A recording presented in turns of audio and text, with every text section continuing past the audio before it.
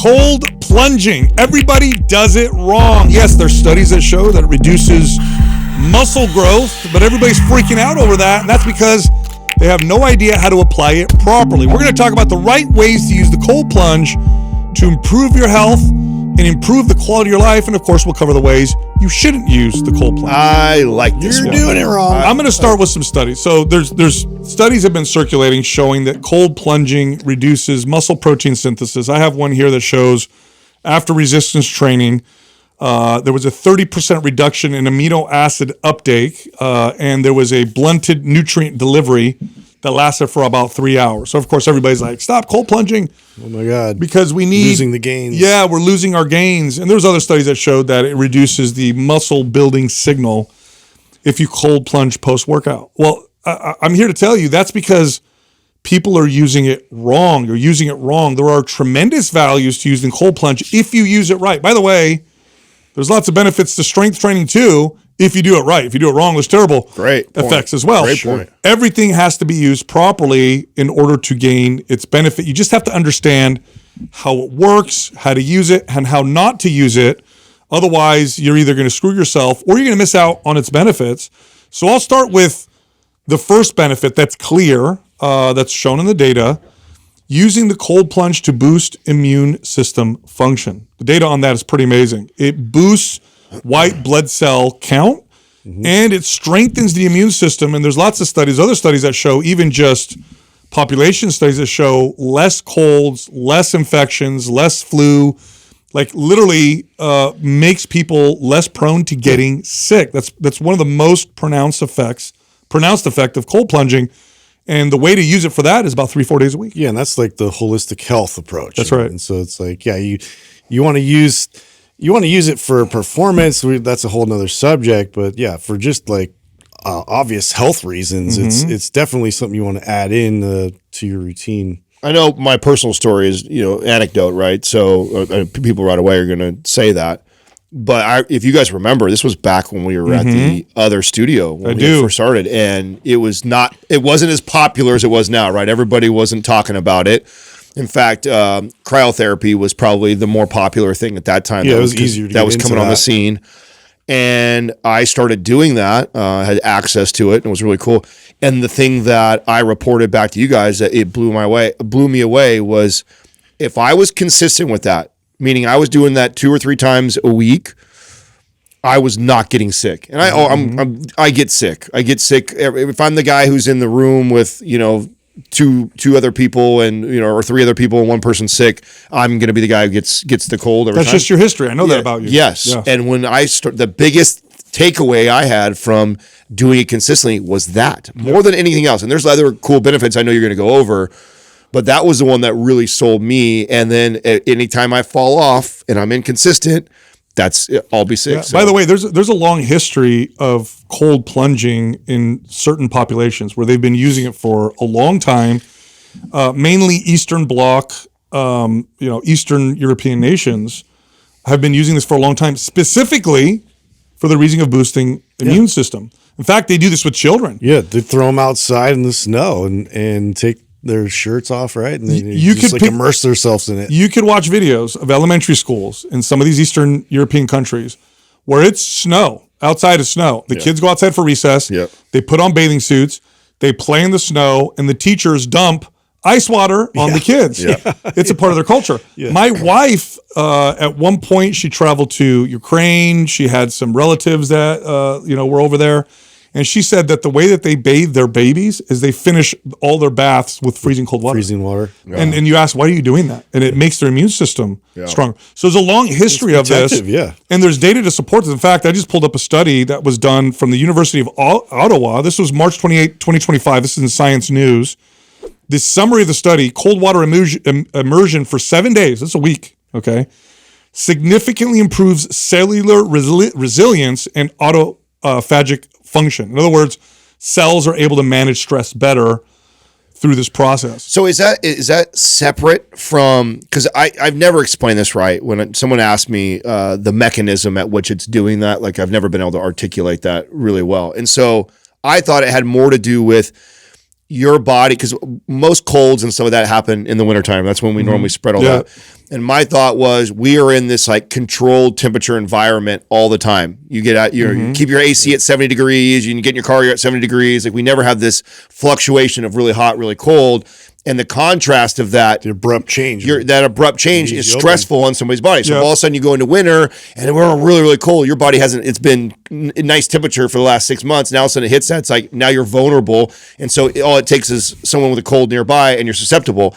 Now that you train that, because you go in cold plunge, you are less susceptible to it. That's kind of how I would agree with you, Adam. Now, what they would say is that there's less sunlight exposure. We're indoors with more people.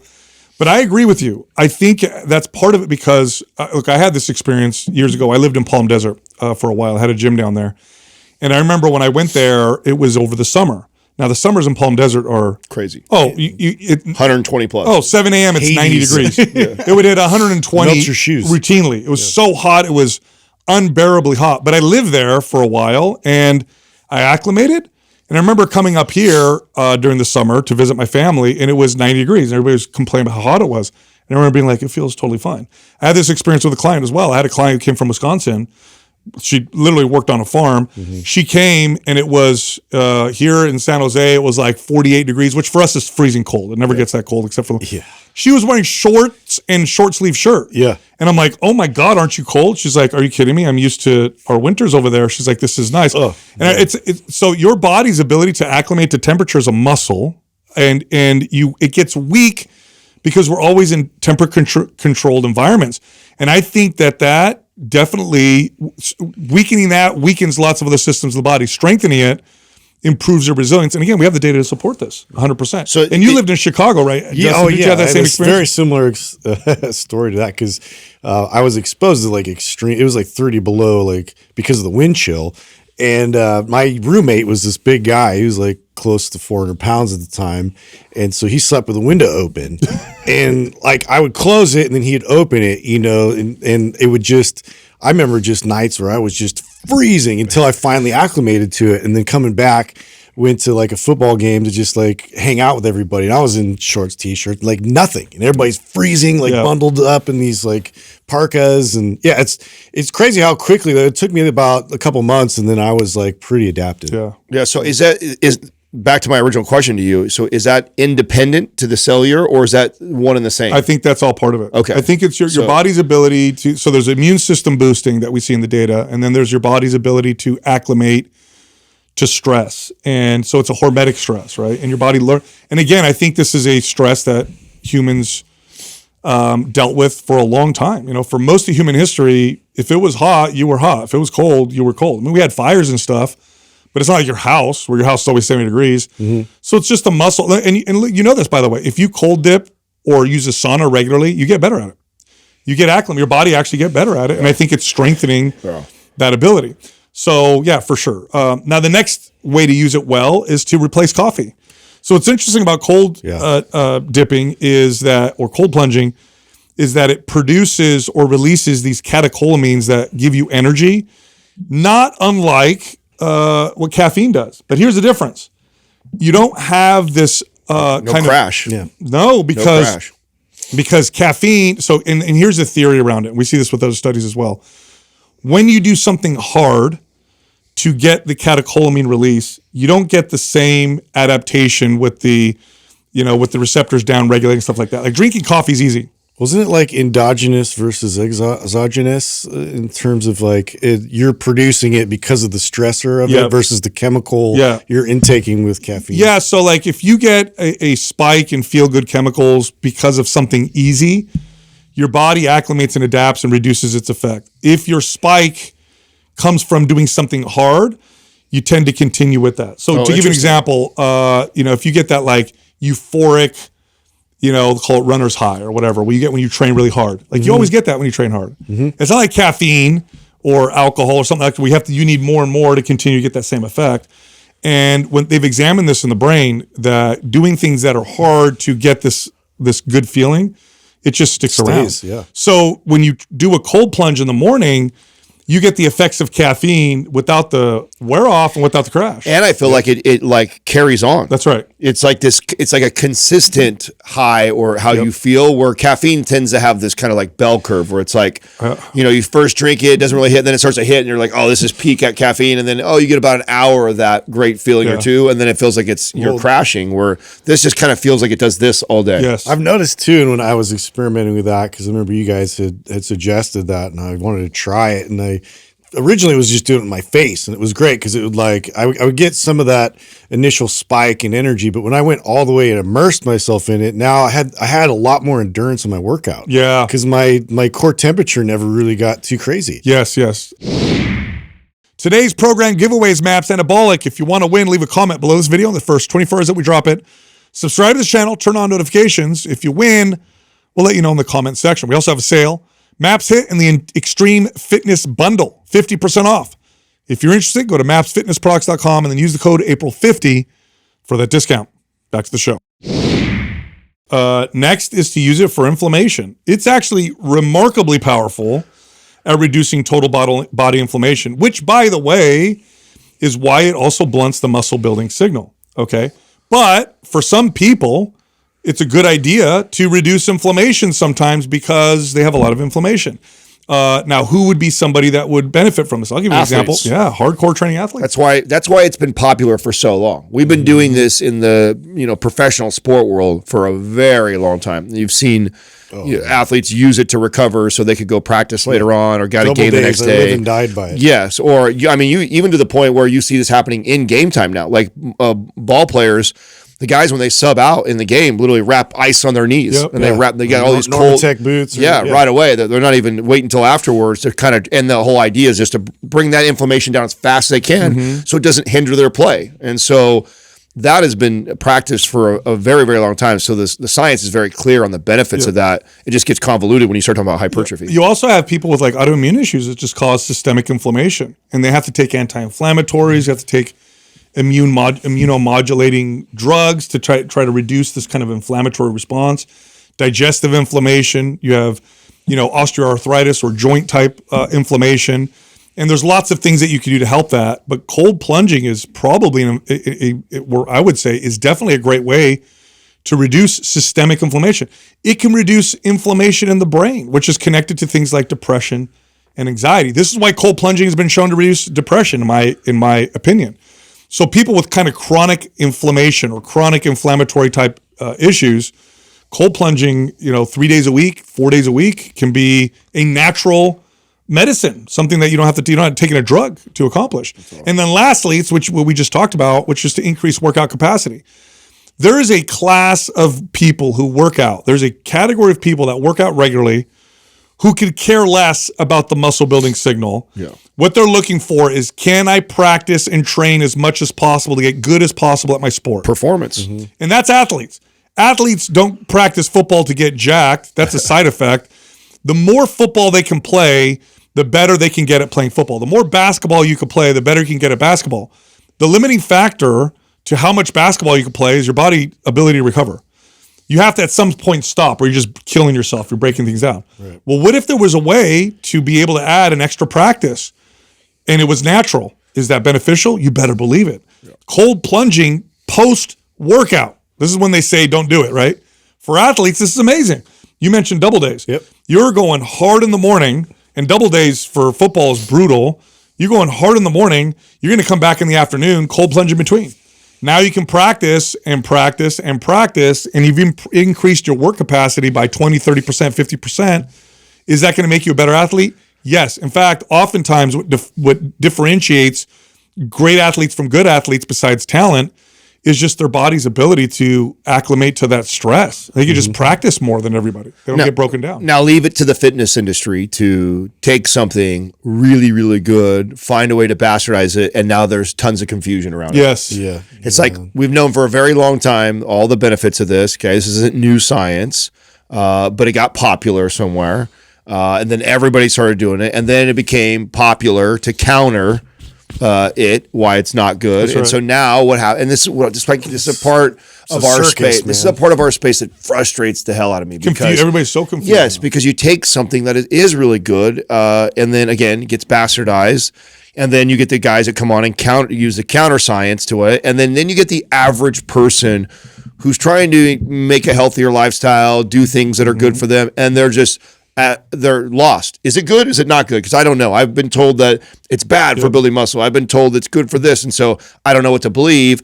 And then they just stall out and don't do anything. I feel like we do this with so many things. Cold plunging is one of those things. We do this with diet. We do like everything in the fitness, in the marketing fitness space points to aesthetics. Okay, everything's about aesthetics. Everything makes you, if it makes you look good, it's good. If it doesn't make you look good, then it's bad. And if it's healthy for you, but it has maybe a potential for improving aesthetics, that's what we're going to focus on. So like fasting is a great example. Fasting has tremendous benefits and applications, especially from a spiritual perspective. But of course, if you don't eat, lose weight. So what do they turn into? A diet, right? Which is a terrible diet. Fasting is a terrible diet. Well, this is what they did with cold plunging. So if your goal is muscle growth only, that's all you care about is building muscle, and you're not going to add any more volume, but when you add the cold plunging, then don't cold plunge post-workout, okay? Now, if you cold plunge post-workout so that you can train more often, then you're okay. You'll actually balance out the fact that it reduces the muscle building signal because you're in the gym more often. But if you're like, look, I only go to the gym 3 days a week, that's the most I can do, I'm not going to go anymore. My main goal is building muscle. All the other benefits you talked about, I'm not really interested in. The only time I could cold plunge is post-workout, so I'm just not going to do it. Fine. Then that's totally right for you. Or do it and be okay with the fact that it doesn't give you the maximum amount of muscle building too. Because that's the other side of this is that you use that scenario, because I've had someone tell me that before, like, it's just really convenient for me, Adam, to plunge afterwards, because that's just the time I have. It's at the gym I go to. But I've heard it's terrible for building. Yeah, it does, but it's not going to stop you from building muscle. It's just, you're not optimizing it at the absolute peak level. But I mean, come on, how many other things in your life could you probably get a little bit better that would make up for that, make up for that ground? Like, how about get yourself another hour of sleep, or hit your protein intake consistently for a little bit longer. Like, all those things are going to end up benefiting you in the muscle building. You know what the irony of this too, Adam, is that the people who are most obsessed about this are also ones that are most likely to be redlining with their workouts. Exactly. Who will probably build more muscle more from sleep and recovery. And not only that, but they'll probably build muscle from plunging because they could use a reduced inflammatory signal because they're always pushing it too hard. It's pretty funny. Yeah. Next up, if you're just severely overstressed, right? You're lacking sleep, your hormones are off, you're not doing well at all. Well, adding any additional stress on the body, which would include an intense workout, right? Or cold plunging regularly, might not be a good idea. So you'll see functional medicine practitioners, when they'll look at someone's cortisol levels and they have the inverted, the bad cortisol where it's low in the morning, spikes at night, and they have HPA axis dysfunction, they'll typically tell that person, hey, let's back off on the cold plunging, maybe once a week or none for a little while. Well, I think it's important to know, because Doug's not even that bad, but Cabral told Doug he shouldn't. Right. It's just his enough. cortisol was high at night. Yeah. And it wasn't like dangerously high. It was just higher. And we were trying, the goal is to optimize his sleep and get better at that. It's not making that any easier or better. So it makes sense not to. That's right. So. Next up, when you're already sick. Which I don't know what kind of psycho would want to jump in a cold plunge. The last thing I would want to do is jump in a 40-degree headache while you're already sick. But there's somebody out there that might think this is a good idea, bad idea. You're already sick. You're just going to stress yourself more. It'd be like working out when you're sick. I mean, I know people have done that for like a heat, and they'll go in the sauna. Different animal, but like for cold, that just makes zero sense. What happens when your body is fighting an infection? What does it do? Yeah, it gives you a fever. Raises you up. It raises you up because that can actually help the immune system. So sauna might make sense unless you're already in an active fever. You could overdo it, but the cold, no. Don't go in a cold dip. Don't freeze yourself when you're. I mean, in that same thing, you could, I would say, just overly stressed. Period. Right. Which you kind of said that with the last one. It's just like you don't have to necessarily have the cortisol inverted, although that might be correlated with that. It's like period. Just knowing that I've got a lot going on in my life. That's another stress. Probably not the best thing to do. Bro, speaking about stress, so I got to tell you guys, and I know this through training people. I know you guys know this as well. but experiencing it myself always reminds me of the power of food. Okay, just are you going to talk about your fat face now? I'm just want. That's not what I'm going to talk about. But I feel so good today. I just want to point that out. That I feel like Adam level. I think I'm not the fattest face today. I just want to say that. So the camera doesn't lie. So take a look. I think been squirreling away. I'm pretty sure he's got fat face today. Yeah, dude. For the first time, I feel a little skinny right now. You know what I did? You know? So we had Easter, celebration with my family, and which we'll talk about. I'll tell you guys all about that. But I ate terribly. When I mean terrible, I drank beer, which beer has gluten in it, which is not good for me. And I drank 4 beers, which is a lot for me. Then I ate gluten. Then I ate dairy. Like these are things. No holds barred for you this week. No holds barred.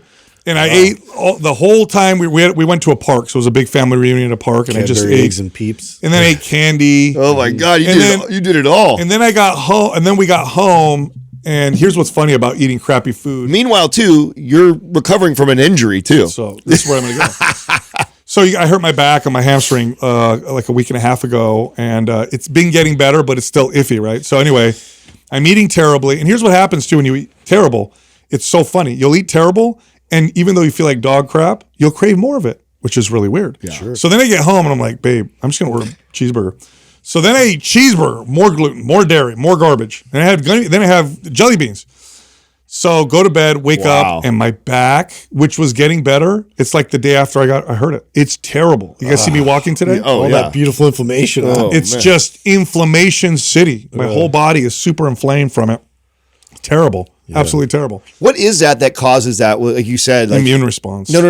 I know that. I'm talking more about like the way that you pointed something out that I think is such a true statement. Like you do something like that, you eat a bunch of bad food, it makes you feel worse, but that yet you still want insult to injury. Yeah, it's like sadistic. Like what is it about us that's going on that causes you still to do that? Where some temporary reward weird gets. Is it that? You that's think it's part that? of it, but it's also drug-like effects. That's how I feel more like that. Like it's like a pull towards it. Like I shouldn't be pulled towards this. I know how it's making me feel, but man, it just sounds good right now. The best thing I could have done when I came home was fast for the rest of the day and just drink a bunch of water. Right. But it's drug-like effects. It's like I start going through withdrawal. And I know what it is. I could feel it. And I'm like, why am I ordering this cheeseburger? Whatever, give into it because I'm weak and I eat it. Yeah. And you know that what you're saying is true because the reverse is true. If you've ever stayed away from all that stuff or so on, stop craving it. You don't even crave it. You could be around it and be like, it's okay. You guys remember Super Size Me, that documentary with that dude? Yeah. Remember what he said? At first, he was kind of forcing himself. Yeah. And then he's like, I feel like garbage, but I don't crave even it. like it. Yeah, but I'm eating it anyway. Yeah, and then dude. He started to crave So, I woke up at 3 a.m. and I'm like, oh, man, I could feel my back. You know what it is, by the way? Just a little more detail. It's my psoas muscle that I pulled when I was working out. So the psoas, it's actually a hip flexor, but it goes through the body, attaches at the spine. Yeah. A lot of times people have psoas pain and they'll call it back pain, but it's the psoas muscle. Yeah. The pulling on the low back. Yeah. The psoas goes through the digestive system. And when you inflame that too, then it's just double whammy. So what happens when your digestive system's inflamed, it bloats and it gets inflamed, and it changes the recruitment pattern of all your stabilizers for your lumbar spine, including the psoas, which was already injured. And now it's inflamed on top of it. So it's just working poorly, plus inflammation. The best irony of this is that did I know better? Yes, that you know it because you know this happens. This happens to clients all the time, and they just don't know. They don't realize it. They don't realize you just pulled your back. You know that you just inflamed all your digestive system. Like that is just going to exacerbate that whole situation. Yeah. The irony is that they'll go to the doctor. You know, something's wrong. Yeah, with me. You know damn well what's coming, and then you still do it. Where the average person's like, "This makes no sense. Why is my low back hurting?" Well, most people don't know that your food can have a pronounced effect on pain. Everybody thinks obese. Yeah. Fat. I gain fat. I lose fat. Whatever. They think maybe cognitive performance. There's a lot of data to support that. That the way you eat will affect how you think. The way you eat will affect your mood. This is all backed by data. And the way you eat will affect pain. Yeah. Hey, sorry to interrupt. Look, we have a free guide. It's the benefits of eating whole foods. This gives you a shopping list, what foods are best for proteins, fats, carbohydrates. There's recipe samples. It's all based on real, whole, natural foods, and it's a free guide. It's totally free. You can get it if you go to wholefoodsguide.com or by clicking on the link in the description below. I just had this conversation with my oldest because we we're in Palm Desert, and he actually is missing practice, for the week. So we decided that we would look into go into this gym that was there already, like a gymnastic gym that was there, and they let him. And so he came in, but like their equipment's different, and it's really like the floor for tumbling is really hard, and so he. The first day was okay, but he's like, man, I was really stiff and my joints hurt and all this stuff. And what is he doing? He's eating, candy and all this stuff. And I'm like, this is not going to help you. Trust me, this is a horrible idea. Goes back the next day and he's just, oh my God, like it just, all kinds of pain. And it totally was just inflammation. Bro, I had a client that was a doctor that I used to love to train because I love him. He's funny, but he was also like, he had that like, like, a-hole attitude, right? Where he would always talk crap to me about something I'd say. He would say like, "Oh, what is that frou-frou science that you like to share?" And we would have debates like this, right? Yeah. And one time we were talking, and he's in pain, right? And he just had told me about how much wine he had the night before and whatever. I said, "What probably was your diet?" He rolled his eyes so hard, like right, and just to show me, rolled his eyes. Oh, yeah, my diet's why my back's hurting, Sal.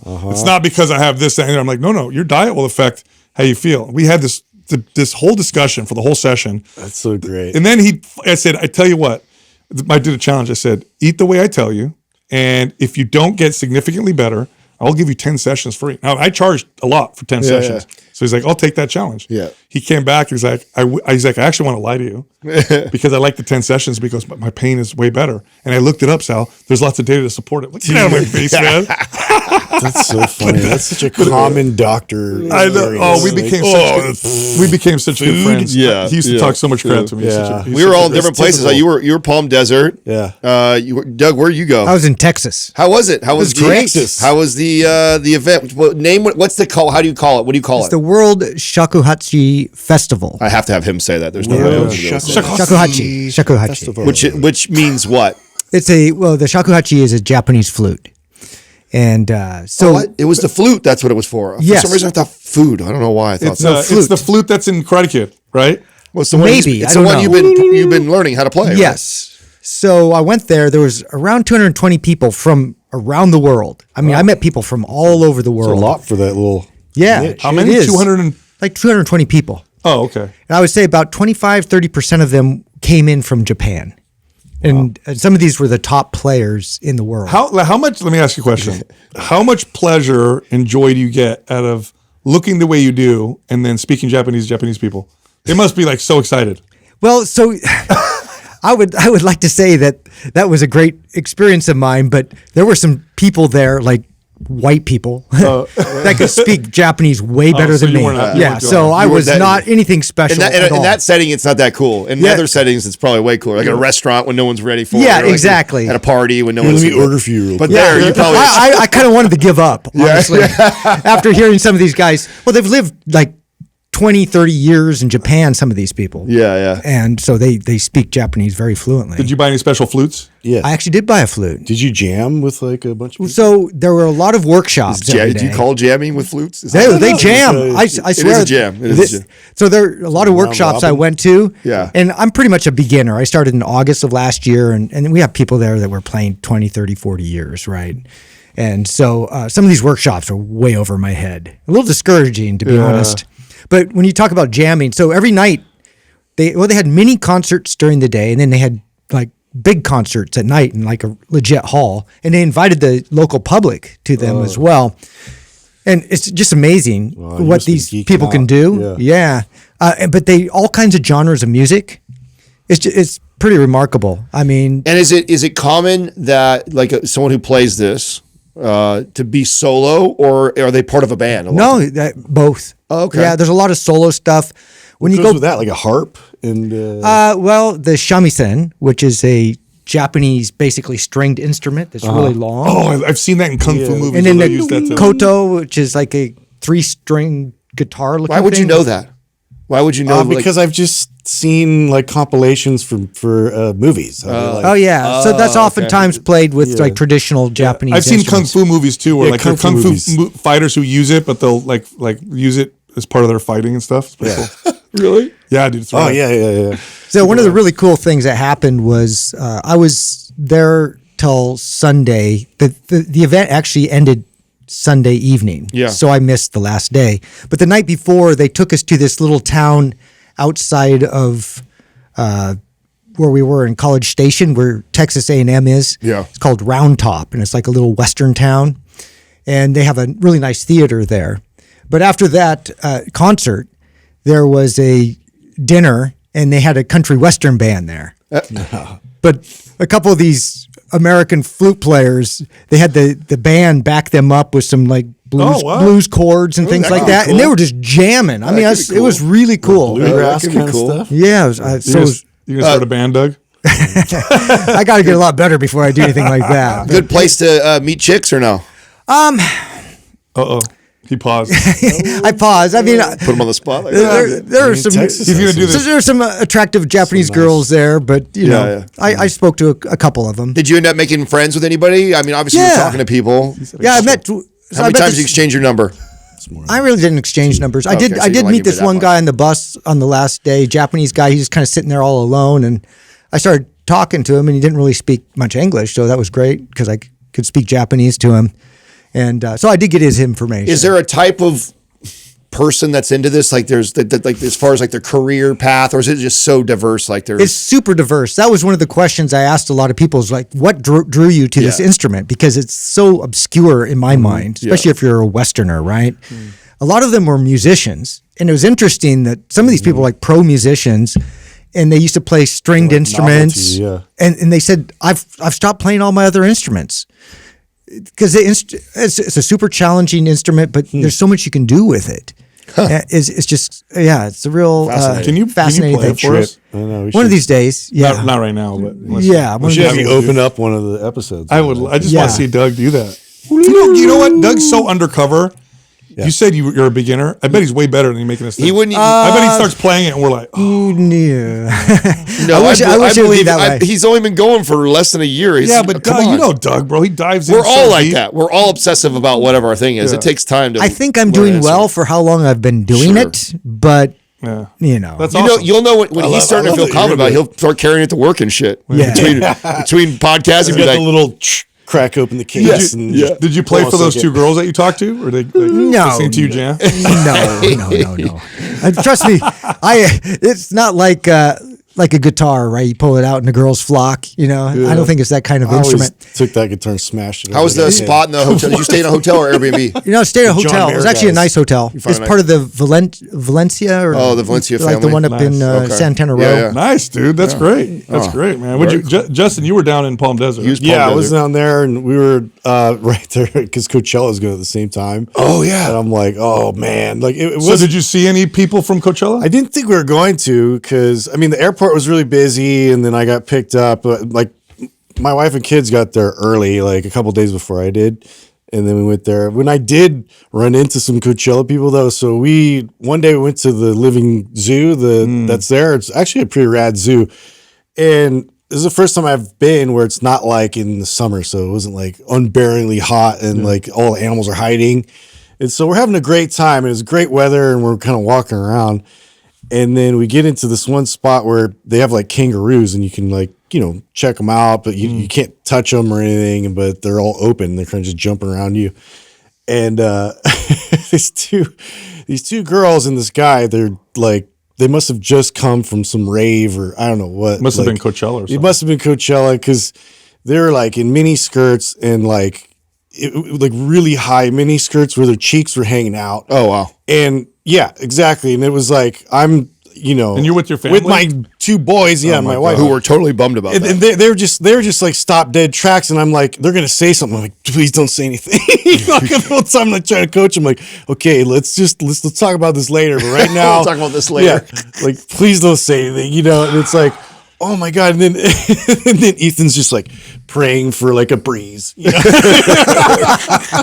I'm like, oh, I remember, because he's a teenager. Of course, at that age. Oh my god, but it was just Like so that. I bet you the whole weekend, that's what he remembers egregious. more than anything else. Yeah, exactly. I was like, I've never there's kids, it's a family That zoo. would piss me off, They man. literally look like strippers, like just cheeked out. Like So where are you at this moment? You're at like a restaurant. Where are you at when you? no, we're like in a This is the zoo. The zoo. Oh, like a There's like families with kids and stuff there. It's kind of a random. And they have place like high heels and they're like bending over and picking, like they were like completely like laissez-faire about out the of whole place. thing. That's weird. That would really annoy me. I was just like, Yeah. There's kids and stuff. You don't want your kids. You know what I mean? I mean, you have teenage boys. Even that would piss me off. But I know. imagine having little kids. You know, it was hard for me to explain to them. So weird to be I'm at a like, zoo like that. It was so random, dude. That is random. People are Yeah. weird, dude. They did it on purpose. Yeah, They did it on purpose, they're bro. getting attention. They want They're people to look taking at them. pictures.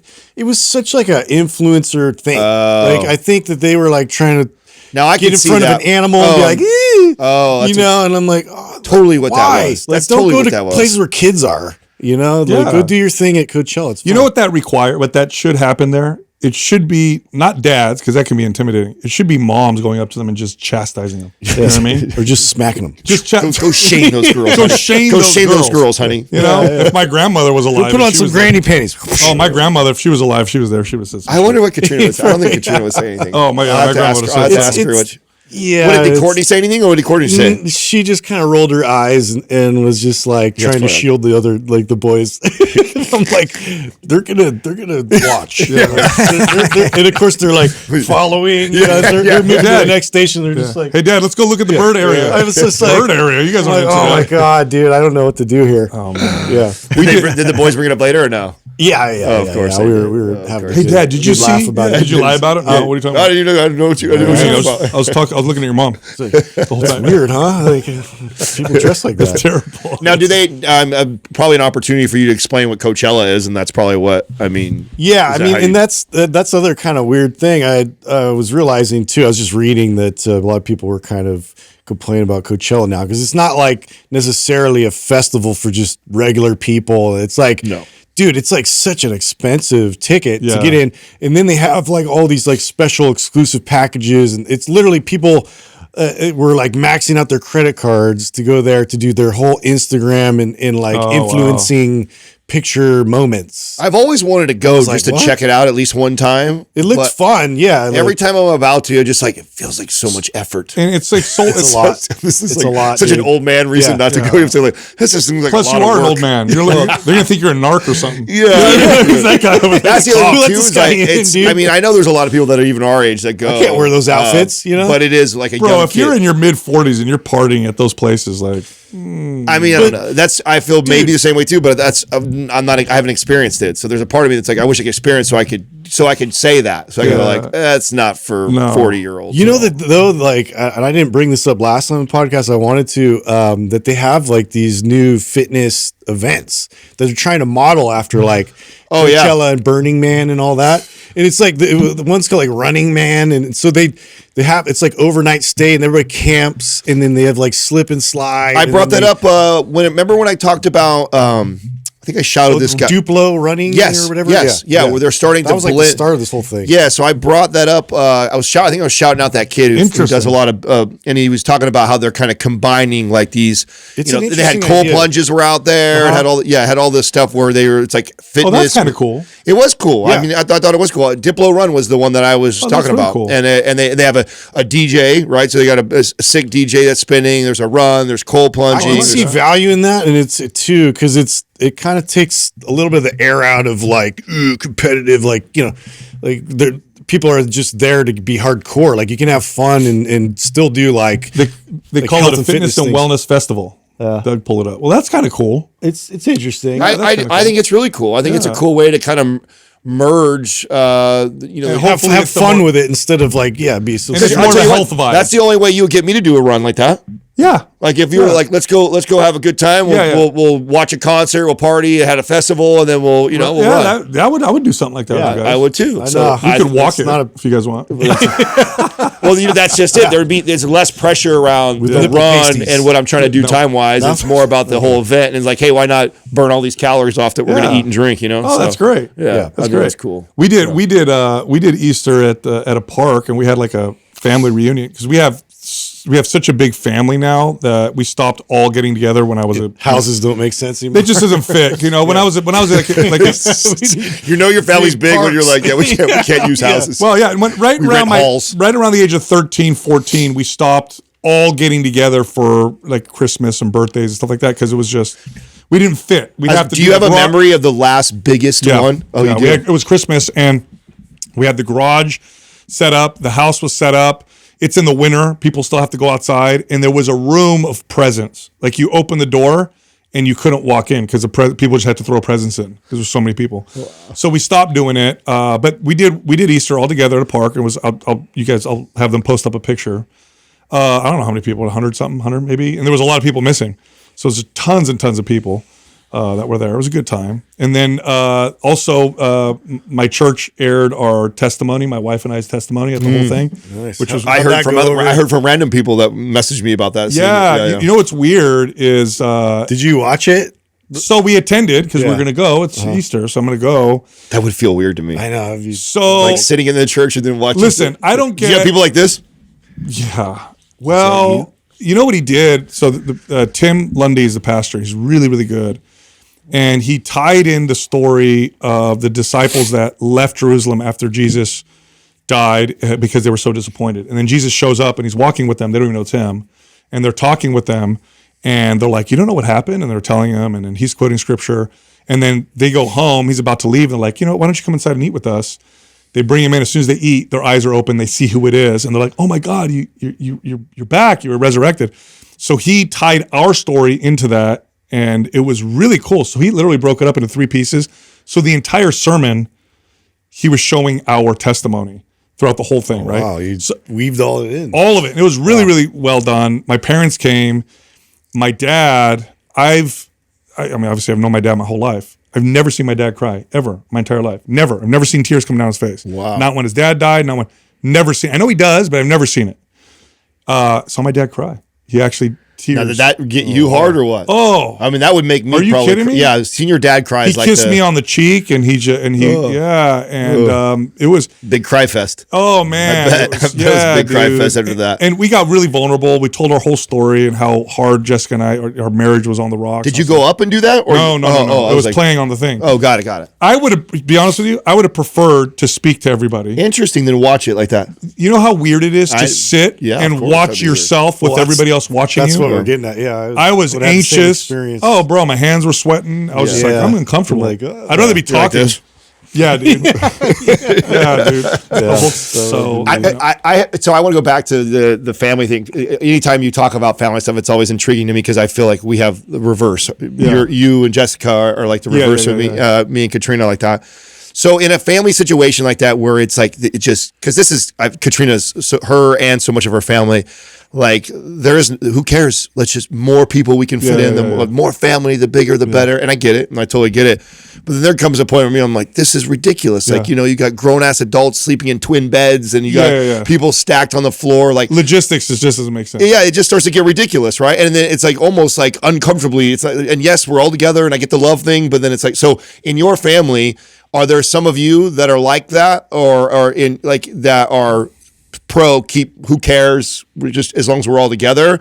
And then there's others that are just like, okay, this is ridiculous. Like, we stopped doing a lot of family. Like, who was the person who said like, okay, this is too much? Well, everybody decided. Okay, because the matriarchs started getting older, and the families, the kids started having their own kids. So we all started dividing up for the main holidays and stuff. We do this now maybe once a year as a family reunion, so we timed it on Easter. So now, how does that work too? Because I know this happens in Katrina's family. Is that because you've done that for so long, like, and then you start doing things like that, there always ends up being like somebody in the family that kind of gets that we didn't invite or didn't get left out. Everybody got invited. So no, I mean after. Once you start separating, it's just like, do you have that sometimes that happens where it's like, we have a party going like that, we're like, what side of the family am I bringing? So here's what how happens. Much of my family Yeah, so here's what happens. If I invite one of my aunts and I don't invite the others, right? I have to invite. So if I invite like one aunt, then I have to invite all the sisters and the brother. Yes. If I invite these cousins, then I probably should invite. Otherwise, people feel left out. I can't have my brother come over unless inviting my sisters over as well. Because otherwise, people get their feelings. So this is like a good portion of planning. For, like we just had a mom's 75th birthday was this weekend. And so much is like the planning, and it's exactly like that. It's just like, well, if we invite them, if I bring this aunt, then we have to bring all of them, which means all their kids and all this, and that's another 30 more people that we weren't planning on. So we can't invite them. And mom's, well, I want this person, or I want that person. And it's like, dude, it's such an ordeal. to like put an event on like that. Yeah. It's wild. To me, Yeah, dude. so it was huge, had a great time, and then there was a moment where I took, I'll let the guys post it up. So I grew up with a bunch of cousins, male cousins, right around the same age, and in the picture that I'll show you guys, there's a couple that are missing. There's a few actually, but we all took a picture together, and we're like all these old dudes now, right? Taking a picture, and it just brought back so many memories. And I was telling my friends, because I said to my friends, like, "Oh, you guys grew up together?" I'm like, when we used to we were all boys growing up. Every family party we got together, and there were like there were good like 10 or 11 of us boys that grew up together. We would get in fist fights every time. Like full on fist fights every time. And then we're best friends afterwards. Up until we were like 14. Then, they get too serious. People get hurt. Yeah. So then we kind of stopped. But up until we were 14, there was always a fist fight at a family party. Yeah, and we're telling the stories. We're like, hey, remember we used to just beat the crap out of each other? And then, of course, the debates start. Who beat who? Remember I beat you? No, you didn't, bro. I took you, it's a good time, bro. Oh, my God. My uncle, I got to tell you guys, my uncle was visiting from Chicago. My grandfather's generation, him and a lot of his brothers now have passed away, but I have a couple uncles left. So one of his brothers came, haven't seen him in a while. And as soon as he sees me, he's like, you look so young. How are you keep your skin, whatever. And so I sold him Caldera Lab. He opened himself up I use this oil on my face, my company or whatever. He's like, no, you get out of here. He's like, put oil on your face. He's like, you put stuff. That is a weird conversation I've had a few times with dudes. Remember, this is my grandfather's generation. Product for you. So as soon as I said this to him, I said, no, it's this oil I put on my face. He goes, you put stuff on your face like a girl? I said, no. I'm like, it works. It works really well. It is so true. We are in this like generational shift of men doing stuff for their face. Like we're like in the middle of it. You know what I'm saying? And so the generation coming up, it's like widely accepted. Yeah. But for our generation or older, it's like they didn't tell anybody. You do what? Yeah. So I got to make sure to send him some because I was talking to him about it. And he was making fun of me, but I'm like, why do you think my skin looks so good? That's because I've been doing Caldera Lab the whole time. So good. Hey, speaking of partners and brands, we are introducing a new one, right? Oh, and I'm like I'm the late to the party here. I know I have it, but obviously we've been with the move and stuff like that. I just haven't got around to doing it. But I know, Doug, you've used it now, right? Jolie. Yeah. So what it is a shower head that has a built-in filter. And so all you do is remove your old shower head, which is easy. They actually include a wrench. You take off that shower head, you wrap this tape around it, which they include, and you put it back on, and there you go. And it filters out chlorine and heavy metals. Metals, But the chlorine is the big one. A lot of people, chlorine's in your water, it messes with your skin. So here's what happens with a lot of people that don't know this with chlorine. Chlorine kills bacteria. That's why it's in your water, right? Sure. That's how they clean our water. There's a little bit of chlorine in there. Not necessarily a bad thing. However, constantly putting it on your face and on your body, dry it out. It disrupts your microbiome. Okay, so Sal, is that what makes it considered hard water versus? No, that's different. That's mineral content. Oh, that's different. Mineral content. Okay. So chlorine, constantly putting it on your face and your hair, it disrupts the microbiome.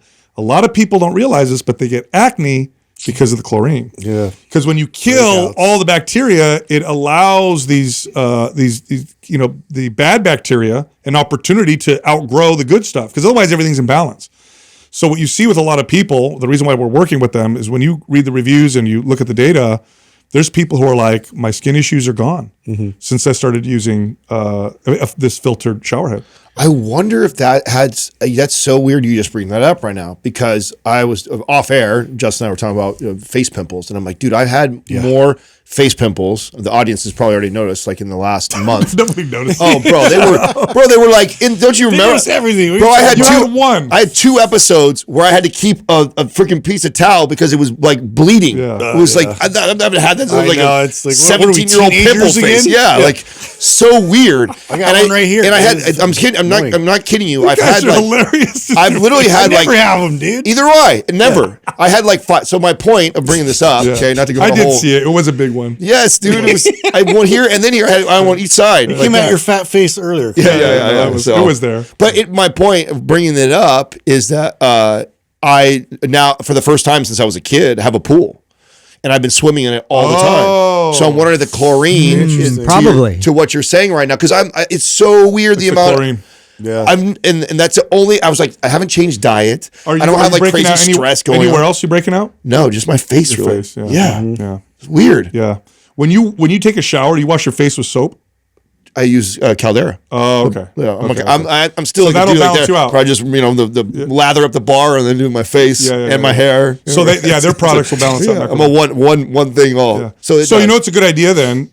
You use the Jolie shower head right after you get out of the pool. Wash yourself. So that's a great combo. So this is why I'm bringing all this up. Is like you haven't been to the place yet, but we have an outdoor shower. Oh, that we had so right when you get out, remodels for that. What I'll do is I'll put it on that. Makes perfect sense. Yeah. So I didn't even think about that. You know what some people do with their pools now is they have saltwater pools.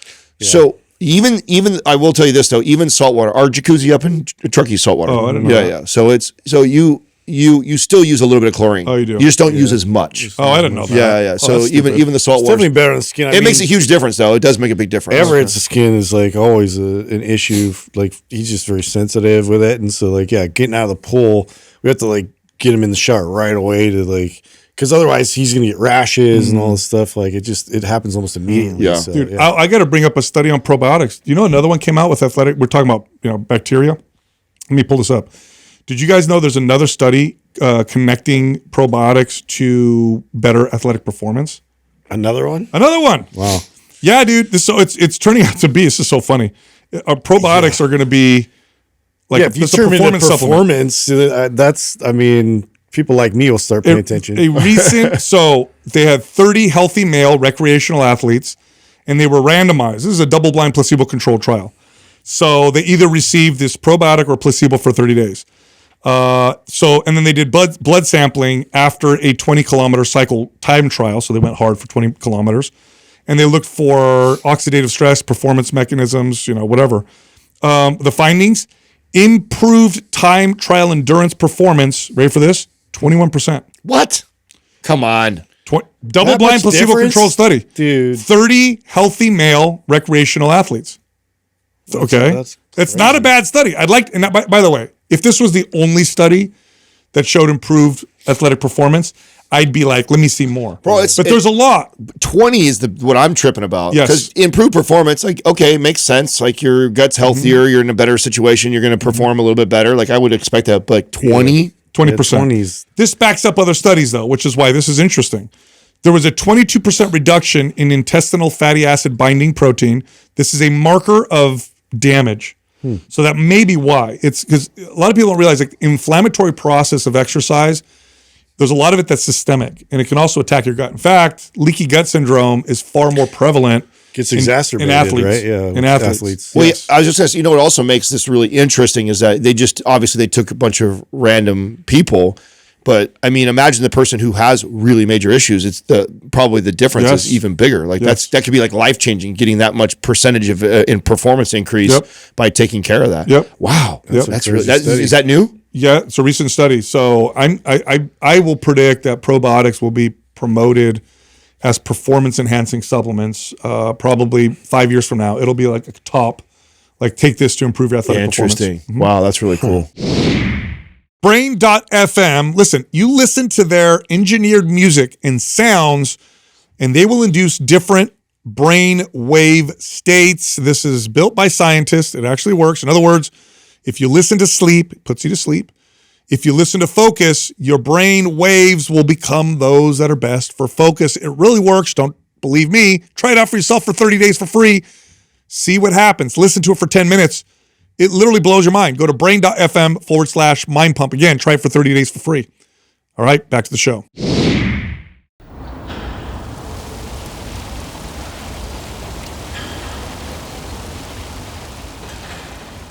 Our first caller is Darlene from California. What's up, Darlene? How you doing, Darlene? Hi, guys.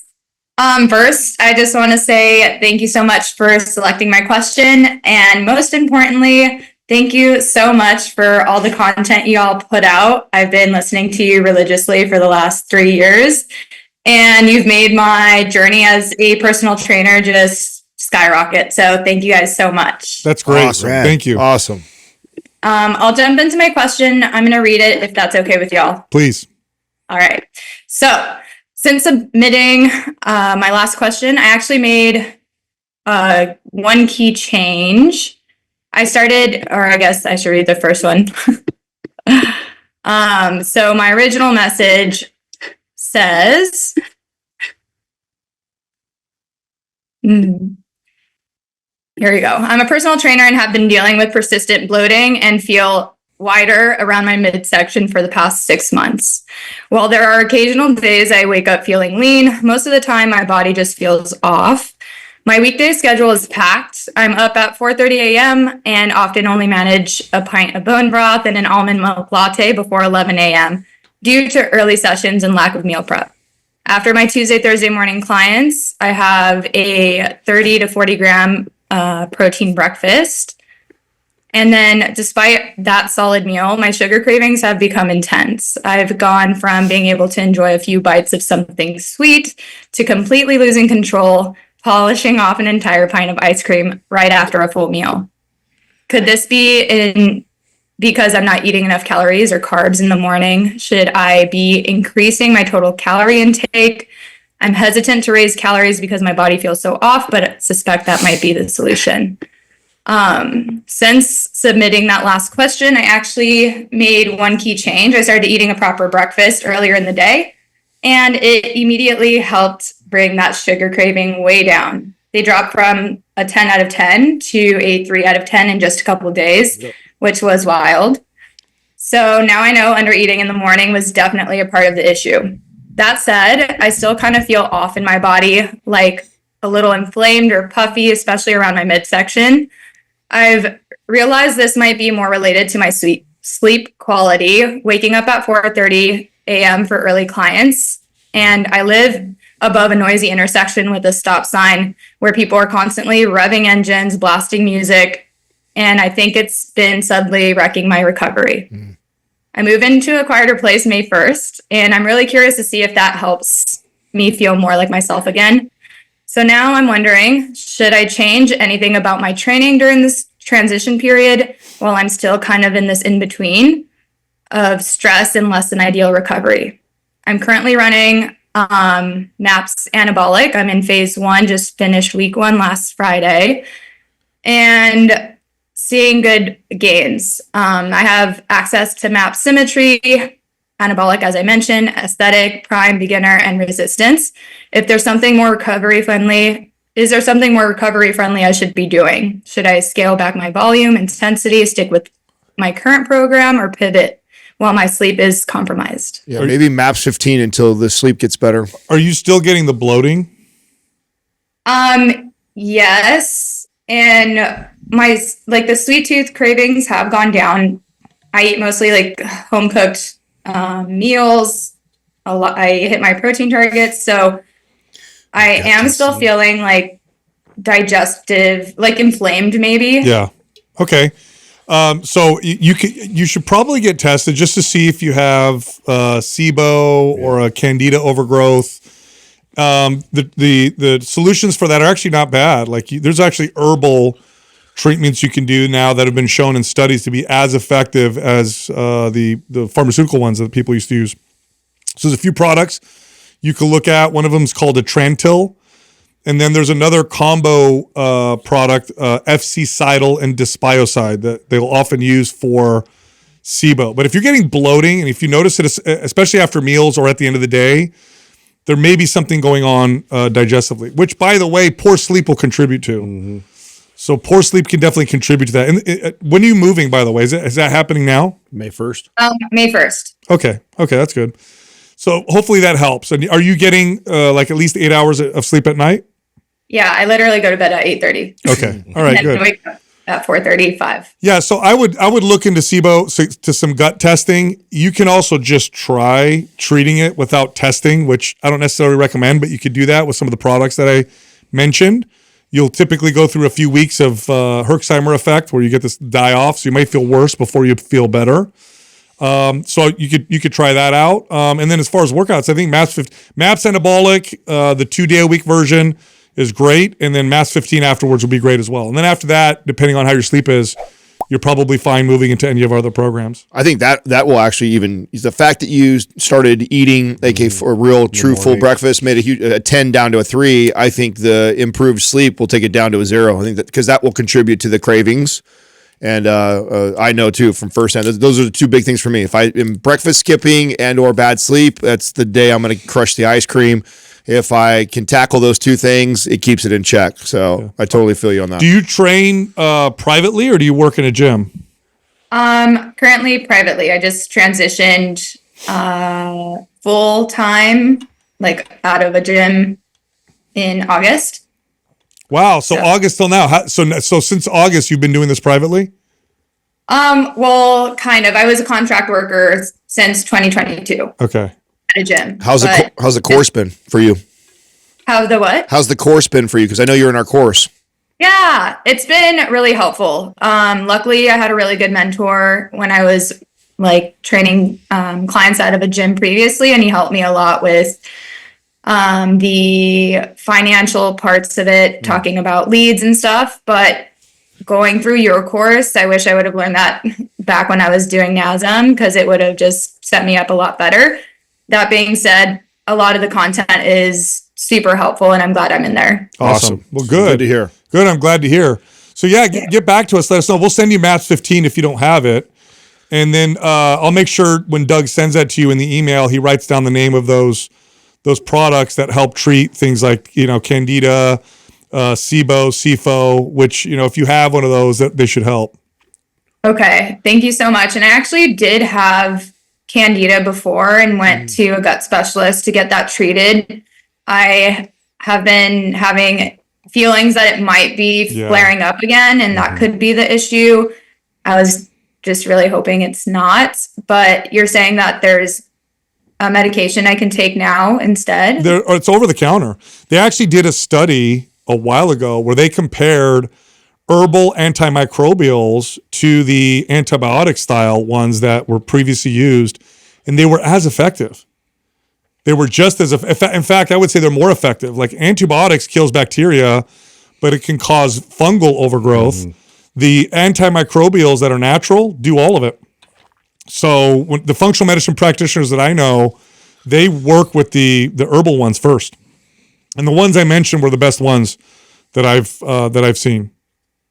Awesome. I'll definitely look into that. Last time I had it, I had to do like 90 days of like only eating 5 things basically. So hopefully this will help. Yeah. So check it out. Cool.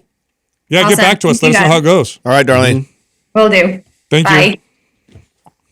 you. I'm so glad that she's doing well. She had a good mentor, which is huge. Yeah. And then she's in our course, which helps a lot as well. But yeah, bloating is there's gut stuff going on there. It's typically, there's something that you need to look at. Yeah. And that's not normal. Like you should not. I think a lot of especially people, when she's got the other stuff in check. Like the diet's got back in check, and then she's still suffering from that a little bit. And you shouldn't. Like a lot of people, they think that this is just what happens. I just get bloated after meals. Like you shouldn't feel that way. Our next caller is Afton from California. Afton, what's happening? How you doing? How are you guys doing? I know everybody says the same thing. You guys are the best, and you guys have helped us so much. And so I'll pass all that on. I'll save all that because you guys hear it all the time, and it's so true. I always agree with all the callers. It's okay. It never gets old. It's good. Yeah, it's good for Sal's ego. You can totally tell me all He that. needs to hear it. Oh yeah, I know, and I love. Oh my God, you guys are always so funny too. I laugh out loud. Okay, so you tell me when you want me to start my question. Go ahead. Yeah, Just do it. read it to us. Let's go. I'm gonna read it because they said I can't like go off, and I always go off, so I'll just stick to the point here. So I'm a pretty successful trainer here in Huntington Beach, California. I got a good following, I got a good clientele, but recently the gym I was training at for 12 years closed. And I've tried a few other gyms. We already know where I'm going with this, right? Mm-hmm. And I just can't find one that I'm sold on. So I go back and forth. I'm like, oh, maybe I should open my own space. Now all my clients are like, open your own space. But, shoot, I've been in the gym business so long. I know that. I already know like the gym owners aren't making that much more money for as much more work that they're putting on. So I have a really good lifestyle. I got a great work-life balance. And I'm married. I have 2 kids. I have a 9-year-old, a 6-year-old. My husband supports me. He's like, open up because you talk so much crap on everybody else's gym. Let me see you do it better. I'm like, well, I can't, But he also says too, he's like, you should just stop all in-person training and just go all online. I'm like, I don't want to do that. I don't want to do that either. So the question is, should I open my own private studio, even though I got a great work-life balance right now, but I'm not super happy with like the gyms I'm training at? So I want to hear your answer. I already know your guys' answer, but I need to hear it. I'm going to throw you a curveball. Okay. Because I do normally tell everybody, don't do this. Horrible idea. You're an exception to the rule, and I'll tell you why. You mission one. You sound like you have an incredibly supportive husband and family who's like, go get it, babe. I don't care if That's a big factor. That's huge. That's huge. Like, because you don't have a lot of pressure of, oh my God, I got to make this much to survive and pay the bills. So you have that. So that's a huge advantage. You've got a lot of experience. You've been doing this for a long time already.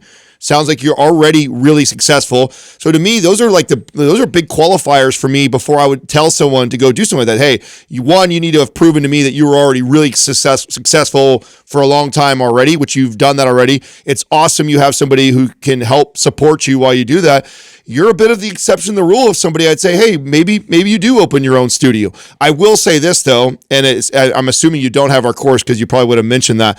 The trainer course would be incredible for you because not only do we talk about starting a studio or doing those things in there and the steps that we'd go about it, I do think having your online business complement your in-person would be a superpower. I mean, that's kind of one of the things that we talk about this. I'm gonna reveal a little more than I have publicly right now. But one of the things we're doing is we're building this massive online coaching business right now underneath Mind Pump, and we've got 6 trainers working for us already. We've been behind the scenes developing that, and our kind of strategy is going to be we're going to build a very successful online business, and then eventually do the thing that I tell everybody not to do: go open a gym. But guess what? When we open that gym, we already have consistent revenue virtually that will fund that gym, and it doesn't need to be profitable, which gives me all this leverage to take my time and scale it correctly and be super successful in person. And so I think you sound like you have that kind of working for you, and you could kind of use that same blueprint of let's go build a big virtual business. Then maybe we start in a small kind of warehouse, small footprint type of gym and make it profitable, and then grow from there if you want to, or enjoy the work-life balance because you're the owner and operator. Yeah. Right. How long have you been training people? 12 years. Oh man, I think I'm going on almost 20 years. And when I moved to California, I'm originally from Wyoming. I didn't have a client. I didn't know anybody, and I built my business, and I'm like, I know I can do that. I get a lot of my clients are just referrals now, and I do a little bit of online too, but I enjoy going in. You guys get it. You guys talk. I mean, I like what I do. I truly do. And I also know if I open my own business, do I enjoy that as much anymore? Is it become more of like, now I'm a boss. Now I'm managing, having to get some trainers in there, to help pay. It's like, dude, does it take the fun out of it is where I'm at. That's the question I was going to ask you. I can see why you're successful, by the way. You have a magnetic personality. So do you want people to work for you? Do you want employees, or do you want to just train your own clients? I would have to, especially the amount of rent that's here in Huntington. I mean, I go back in the industry. I've already done all the research on the numbers have to make sense. And right now they're just not making sense here in Huntington Beach. You don't have to. Here's my point. You don't have to. So, but if you want employees, you got to find a space and do the whole deal. If you don't, I know very successful, because you're in a great area. Huntington Beach is a great place for personal training. Yeah. Okay. Yeah. Have you thought about doing it out of your garage? Your clients will probably. Oh my gosh. Everyone says that, dude, out of your garage. And my husband, he's got it dialed in there, and he's got his truck, his truck's on. I've thought about it. I just don't know if I want somebody at my house at like 5 a.m., 6 a.m. Yeah. I mean, it makes sense though, because I have young kids and my husband's a fireman. So when he goes, that's the only way I would do it. If I were you and you don't want employees, because opening a studio means you got overhead, you got to buy equipment. Now you're paying rent. That means you're going to have trainers that you're going to manage. You're not just training your clients. It sounds to me like you truly enjoy just being a trainer. Mm-hmm. And having your own space to do it is the only thing that makes sense for me. For you, it would be doing it out of your house, out of your garage, or a space like that, or finding a space like there are places, and I don't know how easy they would be for you to find, but there are places like chiropractic offices or healthcare places that have a gym that then you can rent and be the only trainer in there would be the other way. But the other, it's like, do it out of your garage. I've met now several trainers who are very successful, who have incredible clientele, like you. Your client's probably been with you forever. They'll probably stay with you forever. They do, yes. And they do it out of their garage. They do it right out of theher garage, and that's that. We just got done. That's exactly what I'm thinking about. Ben Bruno's one of the most successful. I follow him. I know, and he does it all out of his garage. Out of his garage, and he's got probably the biggest A-list clientele. And I've they ever love heard. it. They love it, and you don't need a lot of equipment. You know that you squat rack, adjustable bench, some dumbbells, maybe a cable, maybe not. And your clients would love coming. And you have no overhead. It's in your home. You can write off your garage as a business expense. Actually, will save you money.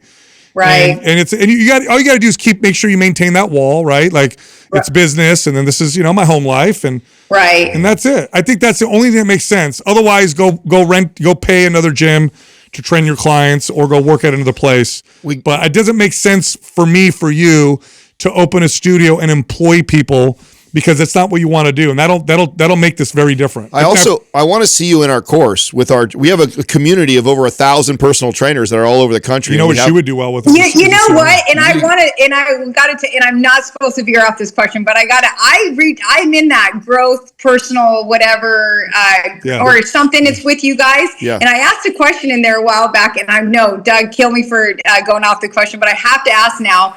I said, do you guys, I've had clients that have been with me for like 10 years, like they stay with me, they're lifers, right?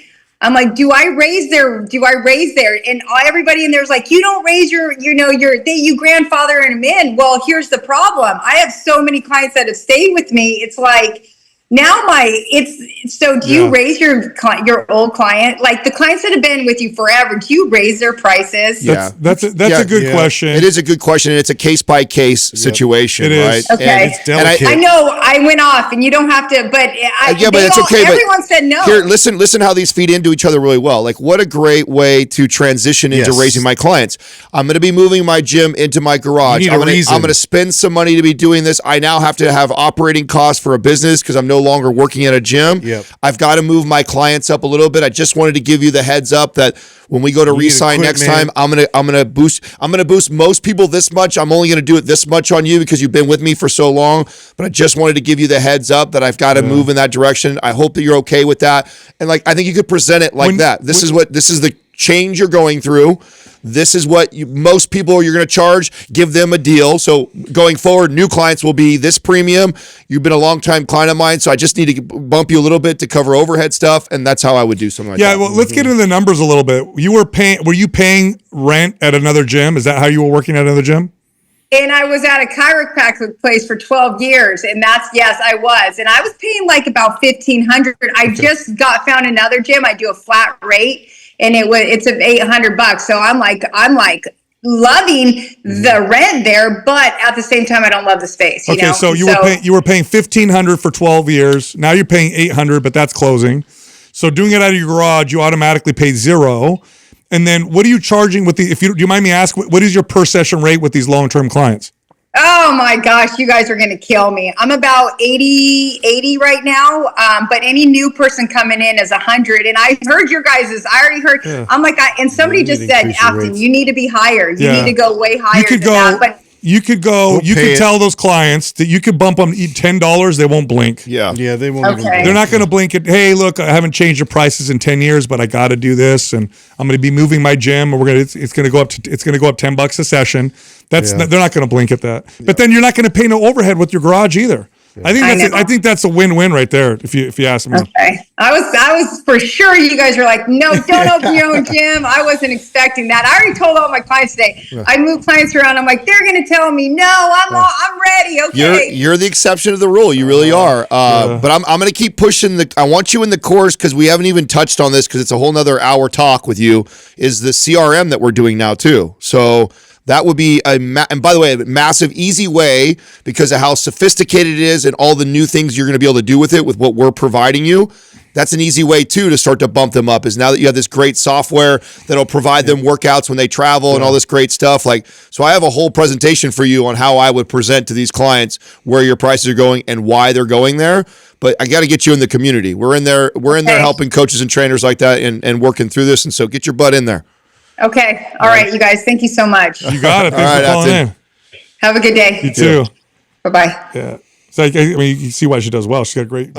She attracts. I mean, I always tell people when I'm on the first one to be like, don't. Huntington Beach, $80 for people who are like $80. That's a lot for Huntington Beach. That's cheap. Yeah. You're probably a good trainer, an experienced good trainer is about like 110, 120 at least. At least. But yeah, dude, she doesn't want to have employees. But yeah, do it in your garage. If you got clients that have been with you for that long, they'd love coming to your garage. And you not only that, but it's also a really good step in the direction of maybe getting your own place, right? Of course. So let's first run it out of the garage. Let's see how that, and then. But I get her concern too. Like I wouldn't want people coming to my house. Just how I am too. Like I got a family. This now I don't want them coming to my house. Cheap. I mean, too. Again, we didn't get into like her square footage or what she has option wise. Your warehouse, dude. Yeah, exactly. There's shed options that are pretty cheap, and then you could just house like equipment in there. And so it's there's a lot more options. CrossFit already now. built this model for you. I mean, it'll be more than $800 a month is what she was paying. Well, yeah, but I mean, she's been up to initially 1,500. You bump every one of those 80 clients to 110, 120. You could easily see your being there.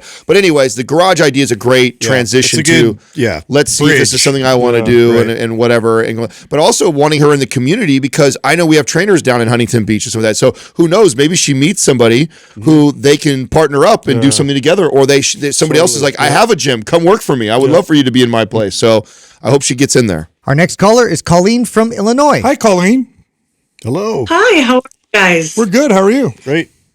Good. So I just wanted to thank you. As a woman who has 3 sons, I have 6 brothers, and I work in a male-dominated field, so I'm around a lot of men. I appreciate the way you speak about the women in your lives and how respectful you are discussing women's health issues. So I just wanted to thank you for that. Thank you. That's an awesome compliment. That is a good compliment. Yeah, your podcast has been such a blessing. Anyway, let me get to my question, give you some details. So I'm 53 years old. I lost about 75 pounds about 7 years ago, and it took a couple years to come off. And I started with a personal trainer about 5 years ago, and that's when I started strength training. So I worked with him for 2 years, and now strength training is my go-to. I love it, and I can lift some weight. But this last year, I've been having difficulty with continuing to lose additional body fat and pounds. So struggling with like 10 pounds off and on. And I'm wondering now if it's because I'm officially in menopause. The past couple months, I did make some changes after listening to you guys. I did reduce some gym time, and I go to the gym about 3 times a week. I walk 8,000 to 10,000 steps a day, but I do have a full-time desk job. I eat about 140 to 150 grams of protein a day, 1,900 calories, and I would previously eat these 1,900 and drop weight. That's not happening now. I'm 5'8", about 205, and I'd like to get to 175. I like my body, but I'd like to see more muscles and, to be honest, look a little jacked. So even though I do feel healthier physically, mentally than ever, I am still hyper-focused on the scale, especially this year with no progress. And I was working out way too much. I was constantly sore and completely felt the effects of overtraining. So I'm not sure if I should cut or I should bulk and what program would be best. I hesitated cutting calories because I did not want to mess up my metabolism or even lose any muscle. So that's my questions. Great. No, that's great. Great question, and you're doing good. So you said you haven't progressed in a year, but let's talk about that for a second. Have we seen any changes otherwise, or aside from the scale not changing? So in other words, have you seen any strength gains, any performance changes? Strength gains for sure. Okay, so you have progressed this year. Yeah. And the reason why I want to point that out to you is because we could get so focused on one metric that we ignore the progress in the other areas. And if you've gotten stronger this year, you are moving in the right direction, and eventually the body fat percentage will start to reflect that. And sometimes we pause. I remember where you were 7 years ago, 75 pounds heavier than you are now. And you started strength training recently. I think the picture you sent us was the same weight, but before you started, and then after you started listening or started lifting weights, I should say, you look different. You're the same weight. You should have the same weight, though. No. There was more than one picture. Yeah. There's no weight change in those pictures? No, there was one picture. 5 pounds. Wow. Yes. Wow. Yeah, you look way different. You're doing great. That's incredible. You're doing great. Here's what I would say. By the way, menopause or no menopause, does menopause affect how your body reacts and responds and feel? Yes, it does. But the same rules apply whether you're in menopause or out of menopause, meaning calorie deficit helps with fat loss, surplus helps with gain. But you're at 1,900 calories. I wouldn't want to cut you at 1,900 calories. I'd want to do a slow reverse diet and try to maintain the same weight and try to build some more strength before we cut back down. So maybe slow reverse diet till you get to about 2,500 calories and then bring it back down to 1,900 and we should see some fat loss. We have an incredible. What's the doctor's name that we just had on the podcast, and we're dropping that? Mary Claire Haver. Yeah, she talked about perimenopause. When's that going live? In a week or so. Okay, so in a week we have an incredible episode that you'll love. That we talked everything about perimenopause and menopause is the whole conversation. So it's a great conversation. Yeah. Do you have somebody right now who is regulating your hormones? Are you taking anything? Tell me a little bit about that. So I just listened to your hormone broadcast. Anyway, so I'm going next Friday, a week from Friday, and having my hormones tested. Okay. So I am doing that just to see where my levels are. Okay. Is this with a general practitioner or is this a hormone replacement specialist? It's a hormone specialist. Okay, good. Because I mean, and I know Sal is right. Like the same rules still apply with somebody who's in menopause. But the hardest time I ever had with clients, the most difficult ones were my clients that were going through menopause. And it was because all the same rules apply, reverse dieting, building muscle, slowly losing body fat. But boy, it just moves really, really slow for somebody who is struggling with their hormones going up and down and fluctuating like they do when you're in menopause like that. And so having somebody regulate that can be a life-changing difference. So I'm excited you're going to do that. Hormone replacement therapy can make a big difference. Huge difference. Yeah. Huge difference. Yeah. The clients that we were doing all the right things, but they weren't doing that, and they went and did that. It was like night and day difference for them. Yeah. But nonetheless, I mean, the picture you sent us with a 5-pound difference, there is a much bigger difference in body fat and muscle that doesn't show up on that scale. Yeah. And if you've gotten stronger this last year, you're doing everything right. Yep. And so I would slowly reverse diet. Add 150 calories at a time. Stay there till things stabilize. Continue to get stronger. Once you get to 2,500 calories and you feel comfortable there and you stay there for a while, cut back down and we should see some fat loss. What program do you recommend? Because I have 3 of your programs now. So I have Muscle Mommy, I have MAPS 15, and then I have Anabolic. What are you doing right now? Those are great programs for you. Which one are you doing right now? So here's my problem, and I need to do better. I try to do the 15, but then I was going in and doing more. So now I'm working on Muscle Mommy, and I'm just going in on 3 days a week. Okay. Finish Muscle Mommy, finish Anabolic, finish 15. All 3 of those programs are great for you. Yeah. But do them as they're laid out, okay? So it's like, imagine getting a recipe for like a particular type of cake, and then you add your own ingredients on top of it. It's not going to be good. That's what happens. That's what happens with workout programming. So when you add stuff to what we write in there, you've just messed up the whole thing. Trust the process. Trust the process. Okay, and then the only question I have is to go from 19 to 2,500. Like how much time should I do in between those? So I like bump 150 calories, wait 3 weeks or so, see how things feel. Strength wise, if everything's stable, you're not gaining weight, but you're getting stronger, then try it again.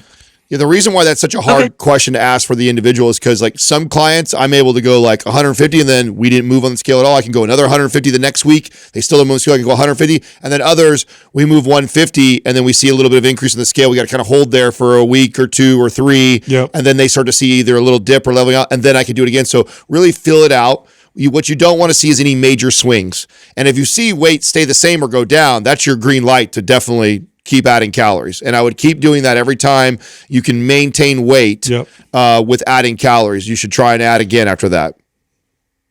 Okay. Well, that's good. Okay. And then that's all I had. I appreciate. Let me have Doug put you in our private forum too. So as you're going through this reverse diet process, if you have any more questions, you can just message us there. Okay, awesome. Thank you very much. I appreciate it. You got it. Awesome. And you Colin. guys are the best. Seriously, you are. I share your program with everybody, and my teenagers love you. I got them listening to you. So just thank you very much. I do appreciate Thank it. you. Thank you Awesome. for the compliment That's earlier. rad. I All right, appreciate Colin. it. Yeah. We'll be in touch. Have a good one. All right, bye. Yeah, that's I love when people send pictures where the weight is almost the same and you could just see it. Dude, Yeah. like radical Visible. difference. Yeah, very visible. And I did want to make a point, when people say I've had no progress means no progress. It doesn't just mean no change in the scale. Yeah. So she got stronger. She's progressing. She's still doing very well. Yeah, I mean that's why it's so deceiving because Deceiving. And I tell you, the clients that I had the hardest time were my clients that were going through menopause. If yes. your hormones are 100%. out of balance, it is really tough to build muscle. It's really tough to burn body fat, and so even if you're doing all the right things, it slows down the process even Totally. more. And then you add like what you just pointed out was just that she actually is seeing progress. But because it's not dramatic or she didn't see this major It's more swing, elusive it makes it feel like she's not doing the right thing. So I'm looking forward to her going to get those checked and then balanced out too. Our next caller is Greg from Colorado. What's up, Greg? What's up, Come on, man. Hey, how's it going, guys? How you doing? Good, man. How can we help you? Just wanted to let you know, appreciate everything you guys do. I've been listening to you guys for a year now. And you definitely helped with my imposter syndrome of trying to become a trainer, with all the knowledge you guys put out there. So, just wanted to let you guys know that. Awesome. Perfect. That's great. Quick question. Let me just get to my email. Now, heads up, since I've sent this, a few things have changed. But we'll go over that after I ask the question. Yep. So a few years ago, made a big physical transformation from 245 to 183 after bodybuilding for 2 years. Wow. After that, I realized how amazing I felt, how clear my brain worked afterwards. Didn't know how out of shape I was until I looked back at all the pictures. In the last year, I decided I wanted to do this for other people, so I decided to start my own nutritional coaching company. I've coached a few people that I work with currently. Haven't really gotten much traction with kind of strangers yet. Just trying to get my company out there. Currently, I'm a residential electrician. I've been doing this for over 3 years now, but feeling kind of burnt out. Don't really have any passion left in it. I've been listening to you guys for a year, like I said, and you guys have been mentioning a lot of times about how working in a big box gym just to get started, whether you're doing online coaching or anything, is a great idea. Figure I'd just kind of get your guys' insight on that. Currently, I'm certified in ISSA for nutritionist, strength and conditioning, and currently I did start my CPT through ISSA as well. So I'm kind of making that transition to jump into that personal training at a box gym. Big concern starting that was really just kind of financial obligations, making sure, seeing if that's possible, with obviously bills and stuff like that. So obviously I want to follow my passion and do something I'm passionate about. It's just kind of get some advice from you guys and what you think about that. Hopefully working in a big box gym can contribute to my online company, and getting that started. Yeah, definitely. And you said some things have changed since you asked this. Yeah. What are they? So financial obligation wise, I ended up moving up to my in-laws' ranch property that they've owned since the 1800s. We're currently in the process of selling our house now. So all that money from that I could use to kind of just mitigate all my bills, pay everything off. So I'm not going to have as much overhead Nice. bills wise. Still, it's kind of obviously personal training. The income can vary depending on whichever gym you're working with, what they decide to pay you hourly and how much per training session. So maybe just kind of talk to you guys about what that might look like, some advice on getting myself started and, being successful in that. So Yeah. I don't really have to stress too much about the financial. Oh, that's good. Do you have any dependents? I do. I just had a baby in June, so she's 9 months now. Oh, good for you. So you got a baby, but you've cut down your financial obligations. Let's talk about the big box gyms that are around you. Which ones have you looked at? So I talked to a branch manager at a 24-hour fitness. That seemed pretty promising working with them, but I haven't talked to too many gyms yet, but there's what is it? Lifetime, Anytime Fitness, 24-hour fitness. They kind of got a big mix of different gyms in the area. You're good. Lifetime and 24 are probably the best two. Lifetime will pay a little bit more. 24, depending on their size and their location, will get comparable traffic, but the two of them will be high traffic, offer benefits, full time, the whole deal. Yep. So both those would be great. Either one of those would be a great option. I mean, I bet you're probably making pretty good money doing the career path you have now, so it's probably going to take you a minute to catch up to that, just being realistic. But it sounds like you're already planning for that. With what you're doing. So I think that's a great strategy. You definitely should be in our course, okay? Because it's literally what we take you through and the mentoring that we give you and 1,000 other trainers that are going through that with us. And it's not just the course, what you learn from that. It's also the fact that you're now tools that are in there. Yeah, it's ongoing mentorship from us. And I think that's where the value really. So as you're going through this and you come up with challenges, hopefully we're there to help support you and work through those. If you do a good job in a big box gym, okay, if you step foot in a big box gym and you apply yourself and follow the things that we teach in our course, for example, and really apply yourself, realistically, you could be full-time within a few months, like full-time with clients. So you can figure your payout there, how much they pay per session. What does that look like full-time with benefits? You'd be there if you applied yourself, followed kind of what we taught, probably within 90 days. Really talented people within 30 days. But most trainers, when I get them under my wing within 90 days, we're doing well. I'd say 90. I say 90 is a good goal. 90 is a good goal. Could take as long as 6 months, depending on how fast. But if you apply yourself, it's very realistic to be working full time within 90 days. And then from there, you just crush. You do a good job, build your business in there, and then from there, there's lots of different potential opportunities. Both Lifetime and 24-Hour Fitness offer great, they have a great corporate ladder you can move up to fitness manager, general manager. Now you're doing, really well. Or you could take that, build upon there and go private. But I honestly think that your odds are high so long as you have good, like I said, you follow what we teach you and you go in that big box, you get the leads, you're going to be in a busy gym. Really, it's just a matter of just applying yourself and doing the right things. Yeah. The goal, if I was mentoring you, the goals would look like this, is that go through the course, learn everything we teach about building your business, getting leads, selling, all that stuff. Your first 90 days, the goal is just get your schedule loaded up. I think it's a very realistic goal. Then after that, from that point to the end of the year or beyond, is go become the best trainer in that gym. That's it. Can I prove to be the top dog? And that means asking a lot of questions, shadowing the other trainers, continuing to pursue education and learning, and just bearing yourself into that. And that's what you have your sights on is, can I learn enough, shadow enough, get enough, acquire enough practice and knowledge to become the best guy or girl in this gym? And that's my next big goal. And then once you do that, that really opens the doors of, do I want to stick in this career and get promoted within this company? Do I want to go off and open my own thing? Do I want to branch out and do private plus online? Like, the doors really open after that, like, as far as this career and what it has to offer you. Yeah. But just so you know, you have a good story because of the weight loss. That automatically is going to give you an advantage with connecting with people. But, when you go in a big box, like, the hardest thing, period, end of story, for trainers is getting enough potential leads or potential clients. That problem is pretty much solved when you're in a big box gym. Like, if you get hired, which, that's another process, but I don't think it's an issue with your passion, present yourself well, you already got the certifications, they'll hire you. You walk in, you just say, hey, fitness manager, can I please have a list of all the new members over the last 30 days? I'd like to call them. Like, instant leads. Like, you don't get that as a trainer doing things on your own, and that's very difficult to get otherwise. So, it'll happen. If you want to do it, it'll happen. Yeah, take advantage of that. I knew you guys, obviously I've watched enough of this. I knew you guys were going to recommend that trainer course, which I fully plan on doing that.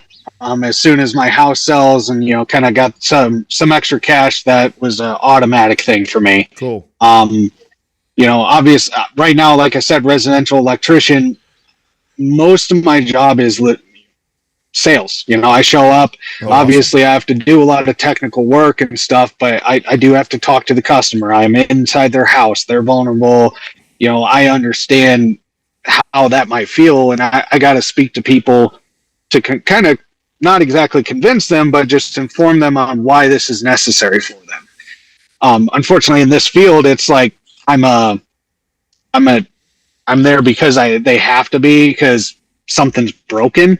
Where I think carrying that communication skills and the sales skills over to fitness is going to be super beneficial, because very much so.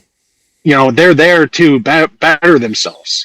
So I just got to reassure them, this was a good move, right? Like, this is why you want to do this. But yeah, I mean, after making I've pretty much been lifting since I was 19 years old. I'm about to turn 32.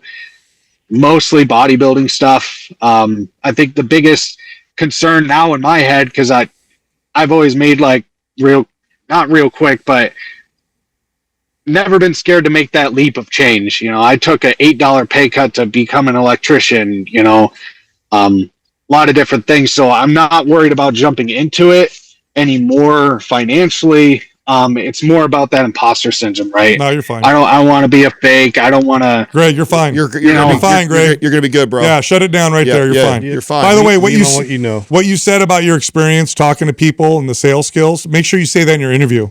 Hired. Yeah. If you said that to me, hired. Yeah. Because that translates. I would have hired you. That translates so well to what, and no different than probably how you handle it right now when you are doing an electrical job and somebody asks you a question that's out of your scope. You probably just tell them that. It's no different than training.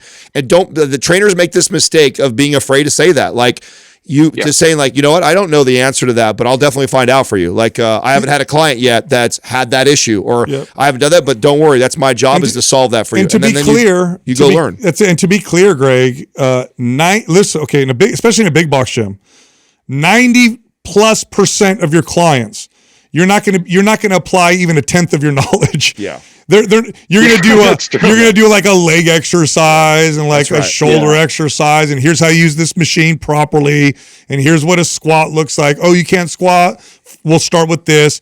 That's 90+% in big box gyms. Yeah. Now, if you were working in a rehab facility, I'd be like, okay, that's a whole other story. But you're fine. You're imposter. Get rid of that right away. You're totally fine. Yep. Yeah, I think it was mainly because I was been one track with bodybuilding, so like implementing a lot of mobility and like kind of HIIT training, and mixing things up based off of who the customer is, what they want, was really kind of just it's more something that I just got to look into. Greg, you also have at the tip of your fingers askmindpump.com. Yeah. And use that AI tool. I mean, this is how we're able to hire customer service teams that don't have trainer backgrounds and still yet support people. Is our team is trained, when you get a question that's above you or you don't understand, askmindpump.com, and then it comes out, and then you get to see an episode where we talk in depth about that. You see the AI spit off exactly how we would recommend it.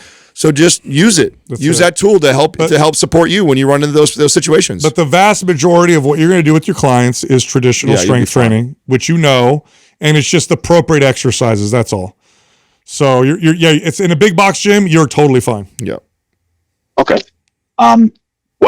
If you guys got time, can I ask one more aspect for me, fitness wise? Yeah. Let's hear it. So since I moved up to the ranch, been a lot of ranch work, cutting down trees, stuff like that. I haven't really actually been in the gym or lifted in like 2 months because I've been so busy between that work. And I do also train jiu-jitsu, go first thing in the morning before work most of the time, about 2 to 3 times a week. Obviously, getting back into lifting, resistance training would be the best bet, but most of my week, almost every other day, maybe every day in the evening or on the weekends, I'm chopping wood for hours straight, because we got to cut down like 40 trees on the property. What would kind of be a good idea on like programming? Because I know you guys talk a lot about overtraining, not pushing it too hard, but to mix that stuff together, I'm finding myself, ever since I hit 30 years old, I've never had an injury, and then 30, I had a major ankle injury, and since then I'm just getting weird shoulder tweaks and knee tweaks that just put me out of training jiu-jitsu or, kind of squatting or anything like If you're that. training jiu-jitsu 2 days a week, 3 days a week, and you're chopping wood every day, all you got to do is correctional exercise. You don't do anything else. Supplement it. Yeah. Just correctional exercise. One day a week of working out, 4 exercises is more than enough. More than enough. More than enough. And even if you don't do that, just do correctional exercise. You technically could not do that and be fine. Totally. Or like a MAPS 15 type of protocol, just 1 or 2 movements throughout the week. That's it. But yeah, you're already doing a lot that is going to require strength, require mobility, require endurance. And by the way, this is a great story to tell your clients. I was at a place in my life where even as a personal trainer, I wasn't lifting weights. Why? I was doing jiu-jitsu 3 times a week. I was chopping wood. I was staying healthy, fit, strong. All those things require those things. It wasn't the right time in my life to be lifting weights. And then I've been a bodybuilder where I was training 6-7 days a week to be a bodybuilder.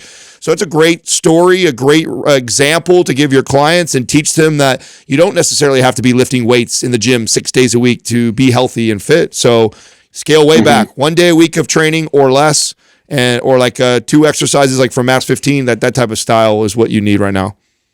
Okay. And then once that, obviously the chopping wood's going to go away eventually. Yeah, then you're good.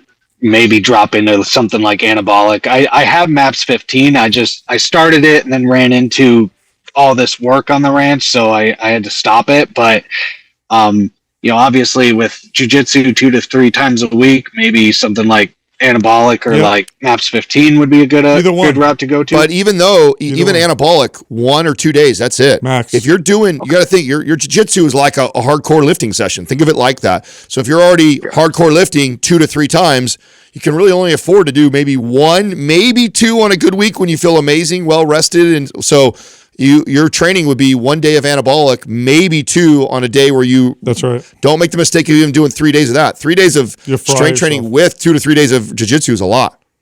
Too much. Right. Yeah. Okay. Yeah. That's something I've definitely had to learn after listening to you guys, because beforehand I was still trying to train like a bodybuilder and do jiu-jitsu 2 to 3 times a week. And that probably explains why I got these injuries. For sure. Common mistake, bro. Very, very common. Okay. Awesome. Well, I appreciate it, guys. It's awesome. Another quick fact. I know you guys have talked about your faith before. I just wanted to throw it in there, hearing you guys talk about your stories amongst a lot of other people. Recently, in the past 2 weeks, I found God, and it has already changed my life for the better. That's awesome, man. I love hearing your guys' story, and now I get to experience the same. Oh, that's awesome. That's man. amazing. God Greg. bless you, bro. Yeah, good for you, man. All right. Well, I appreciate it, guys. Keep up the good work, and thanks for everything you do. You got it, Greg. Thank you. Yeah, I mean, it seems like a no-brainer. He's already got rid of his overhead. He's got a big box right there. Those skills carry over too. Those skills. When he said that, right away as he was talking about that, if I was interviewing, I'd be like, yeah. Because he knows how to work hard. Done deal. Done deal. He'll do fine. Champion in that setting, and it's all going to fall. And I gave him 90 days because that's what I would see with average trainers that applied themselves. Yeah. Good ones, great ones, a month they would crush. He'll do well. Yep. All right. I know you liked that episode. If you did, check this one out. Shredded, ripped, defined, single-digit body fat. Yes. You want to get there? Let's talk about it. Difficult. And is it worth it? That's a follow-up question. Yeah. First off, we got to say that, okay, so single-digit body fat, obviously, body fat percentages that can be represented by 1 digit, like 3%, 5%, 6%, 9%. That's ripped for men. For women, add 10%. Yeah, exactly. You go up about